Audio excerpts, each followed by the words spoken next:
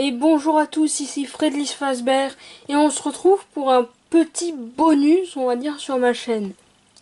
C'est-à-dire quelque chose que j'avais pas vraiment nécessairement besoin de faire, mais que pour une raison inconnue, je voulais vraiment le faire. Alors, je vais vous raconter le rêve le plus incompréhensible que j'ai fait de toute ma vie. Les autres, j'ai réussi à comprendre genre le lien que toutes les scènes avaient entre elles, mais celui-là, il n'y a aucun lien. Il y a plusieurs scènes avec un tout petit peu de logique dedans, mais ça s'enchaîne, on comprend rien. Donc, pour une raison inconnue, j'ai vraiment envie de vous le raconter parce que j'ai envie d'avoir un souvenir de ce truc, parce que je sais que peut-être qu'un jour j'oublierai ce rêve. Malgré le fait qu'il soit très chelou, je l'ai quand même bien aimé. Donc, voilà. Donc, si vous aimez pas les gens qui racontent leur vie, ben, cassez-vous de la vidéo, hein. Donc, on va commencer. Alors, ce rêve, c'était mon tout premier rêve d'Overwatch. Parce que oui, quand j'aime les trucs, je fais des rêves dessus. Et là, en l'occurrence, c'était un rêve sur Overwatch. Alors, ça a donné beaucoup de bordel. Alors, la première scène du rêve se passe avec moi sur ma terrasse, qui avait bien changé depuis le temps. Parce que c'est un truc bien des rêves, ça. C'est t'es chez toi, mais ça ressemble pas à chez toi. Donc, j'étais sur ma terrasse avec un genre de chien berger allemand couleur dorée. Et ce chien était totalement taré.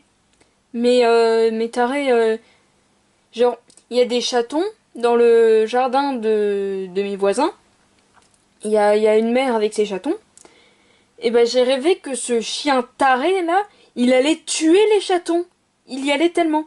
Et vu que moi, je me suis toujours dit, s'il arrive quelque chose aux chatons, je m'en pardonnerai jamais, j'arrêtais pas de balancer des trucs et de gueuler sur le chien, d'arrêter de faire du mal à ces chatons. J'étais à la fois triste, mal à l'aise et vraiment en colère. C'est-à-dire ce chien, j'avais vraiment envie de le buter, vu qu'il essayait de tuer les chatons. Après, j'étais triste parce que voilà quoi, je dis tiens, ces chatons.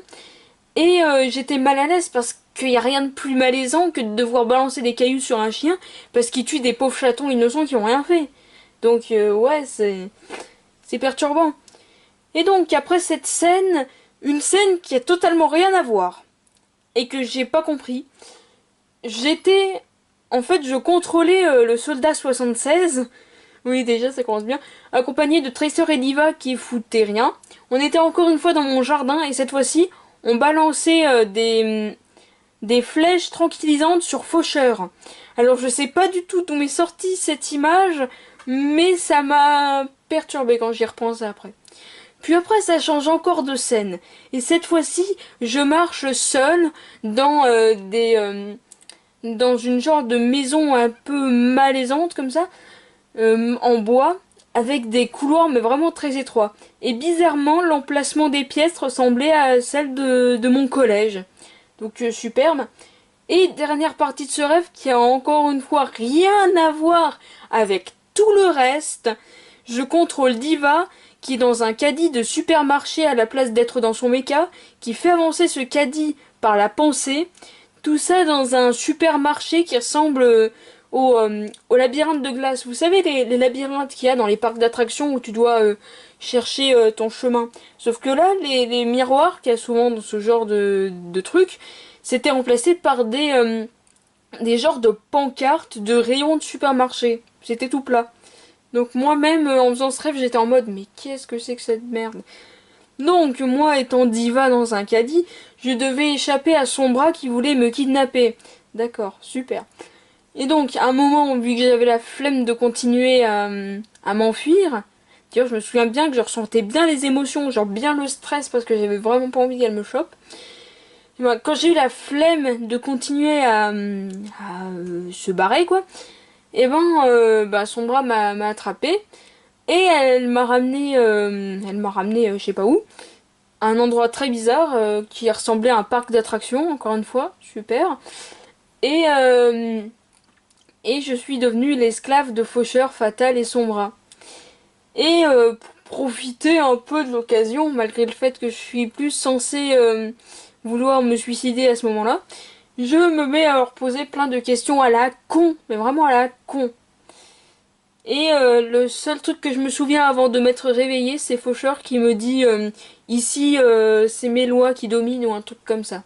Voilà, super le rêve. Après je me suis réveillée comme ça et je me suis dit mais qu'est-ce que c'est que cette merde? Et le pire, c'est que je me suis réveillée, ça faisait un peu comme un to be continue, tu vois, genre dans les vidéos ça fait ouais l'histoire continue, restez là. Donc moi qui étais encore crevée et qui voulais la suite, je me suis endormie. Et devinez quoi? J'ai eu la suite. Mais je l'ai pas compris. J'ai rien compris à ce qui s'y passait. Et je pense que mon cerveau m'a joué des tours et m'a trollé. En mode, ouais, tu veux la suite? Eh ben non, tu l'auras pas.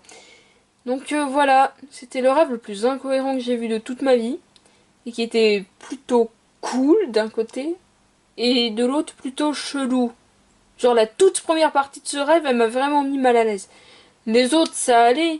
Mais celle-là, elle m'a vraiment perturbée. Et j'étais encore très mal de cette première partie quand je me suis réveillée. Je me posais des questions sur les trois autres, mais la première, elle m'a juste perturbée.